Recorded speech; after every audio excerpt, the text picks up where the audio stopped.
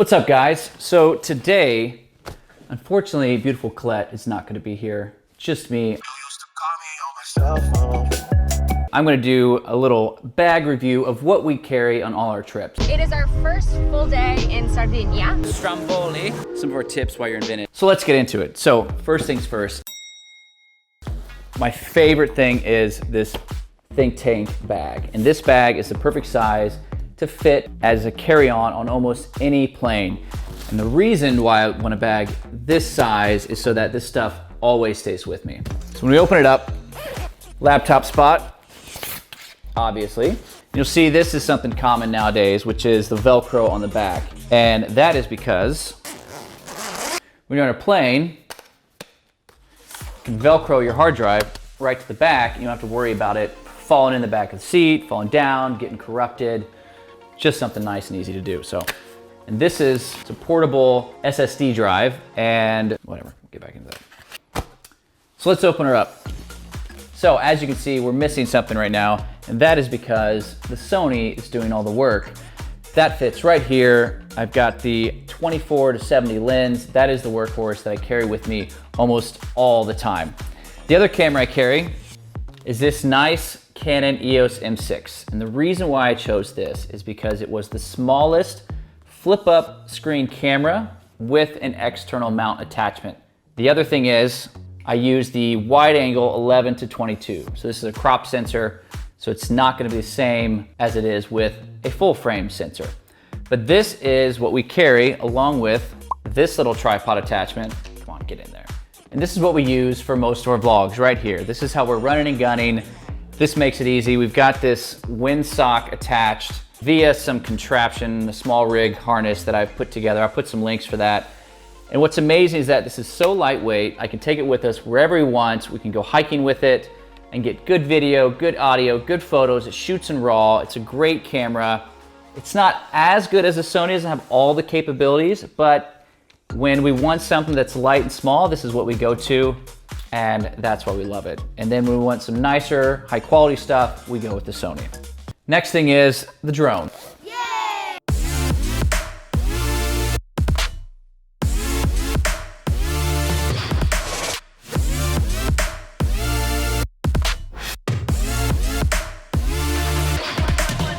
Travel with the Mavic Pro 2.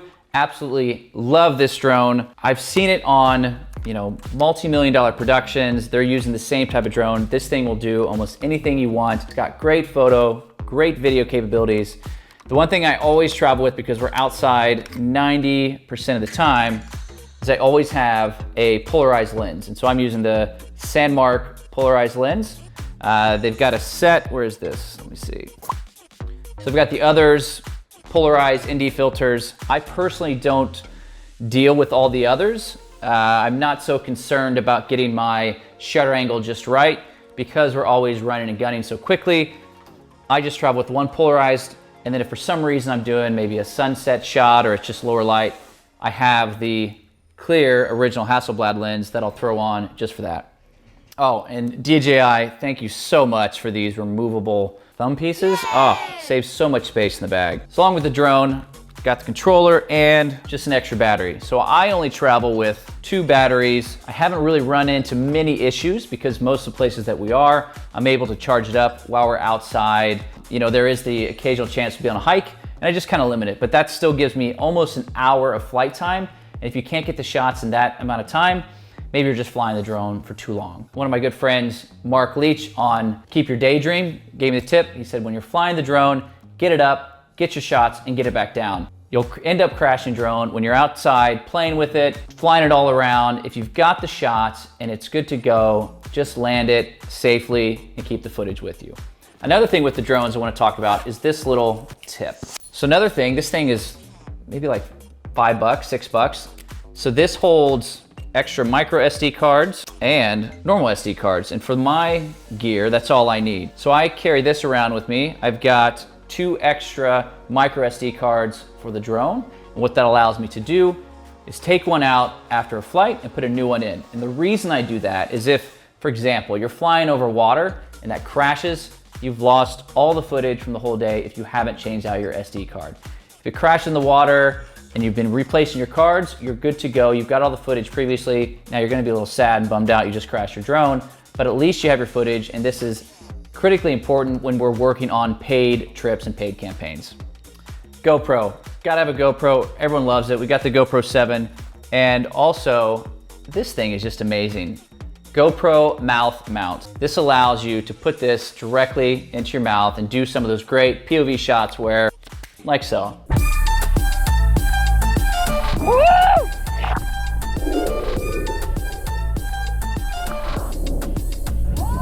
Amazing little attachment for the GoPro. We use it a lot. We also have the base one that allows us to hook it up to this tripod or other tripods to extend it. We used to travel with a longer selfie pole, and just over time realized wasn't using it that much, so we've since left it at home on a lot of our trips. Microphone. So we have one of the best microphones out there. It's the Rode, not exactly sure the whole name, but it's the one that turns on and off. This thing is fantastic, great sound, great way of traveling. The only thing is, if you're gonna be in any windy environment, you need to have the extra dead cat, because this thing really just blocks very minimal wind noise. Anything when you're outside in the wilderness and you've got some bad weather at all, it's gonna pick up some of that. If you really wanna get that crispy sound, get the dead cat, throw it on there when you're traveling. Universal charger, cheap, all over Amazon. This thing gets us an attachment whenever we're traveling. Don't have to worry about it. Connect this, it has 2 USB ports, which is also helpful when you're coming in late night and you just want to charge your phone. You plug this in quickly, you're good to go. You don't have to deal with all the adapters. Love this thing. Filters for the Sony, I'm pretty simple and clean. Almost always have the polarizer on. It just makes things look great, especially when you're outside in the water. It's just editing a Mykonos video and the polarizer takes the glare off, makes that water look crystal clear. The other thing is 10-stop ND filter, and what you can use this for is doing these long exposures. For example, overlooking a pier and you want to have that water just buttery smooth.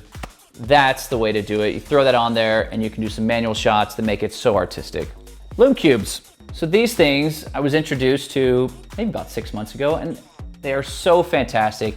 These things are so small, about a 1-inch cube, and the amazing thing that we use them for, besides just spotlighting here and there, they have a magnet on the back, and just by luck I found out they clip on right there to our Canon. So for us, low light conditions, we're up in the morning early doing sunset shots, we throw this, turn the light on.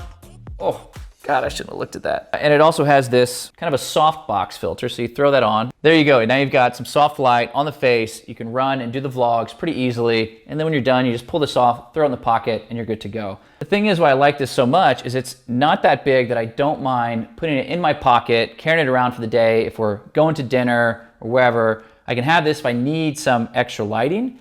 If we don't use it, it doesn't bother me that much. So back to the Sony.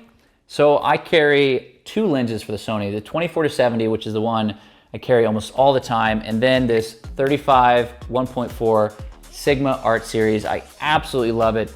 This thing is crystal clear, it's buttery smooth. If you really want to get some more artistic shots, I like the 35 because our shots tend to focus more on composition than they are the portrait style. So this thing, if you can get it, it just really makes your photos and video look that much cleaner. And as you can see right here, I've got the polarized lens. Because we're always outside, I still just always keep it on there all the time. Hard drives, I always travel with 2 hard drives. I've got the Lacy standard, this is a 4 terabyte. And this Lacy is the standard one that's always wrapped in the orange, but I took it off just because it was taking up too much space. I know I run a higher risk, but I don't travel with this little bumper.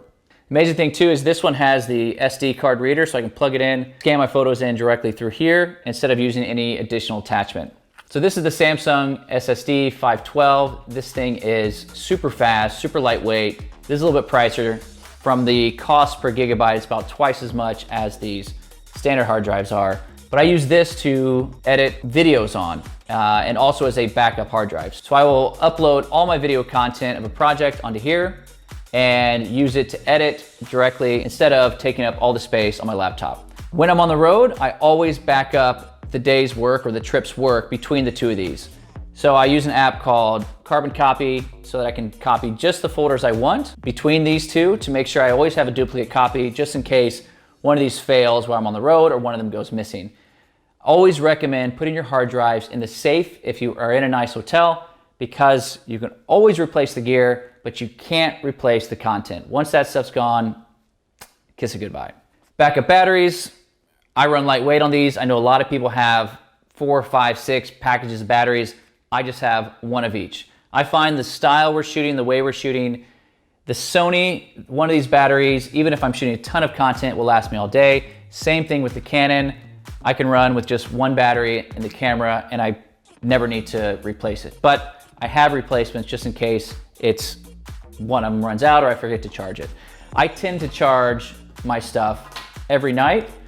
Charge the drone batteries, charge the camera batteries. I know a lot of people out there don't want to deal with it. My friend Andrew Muse, he likes to just be able to go into a project, have all his batteries charged, not have to deal with it on a daily basis.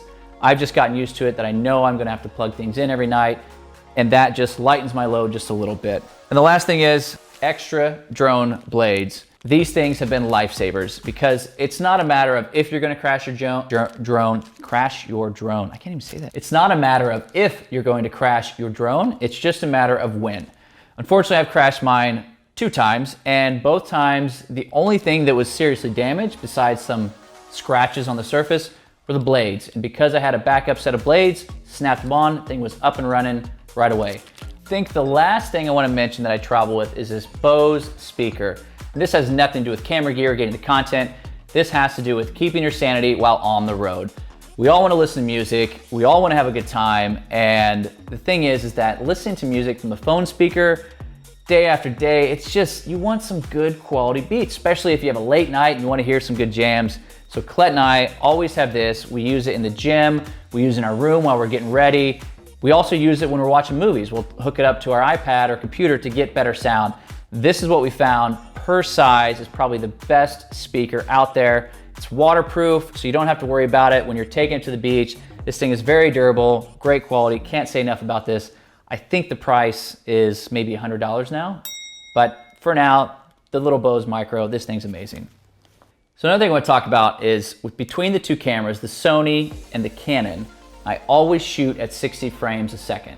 And I know a lot of you cinematographers out there are gonna say, you just can't do that. You gotta shoot in 24, you gotta shoot in 30. But for our style, our content, it's all digital.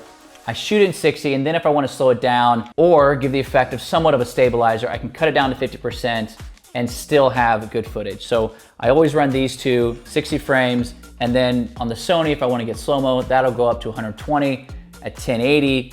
That's the other thing, is I always film everything in 1080. I don't worry about 4K. The only place that I will use higher resolution is with the drone or possibly the GoPro. I'll shoot both of those in maybe 2.7K just to give me the ability to punch in on certain shots if I want to. As always, I'm Scott. Colette is out somewhere else, but we both love you guys. Thanks for watching. If you liked what you saw, please like and subscribe below. Thanks so much. Bye.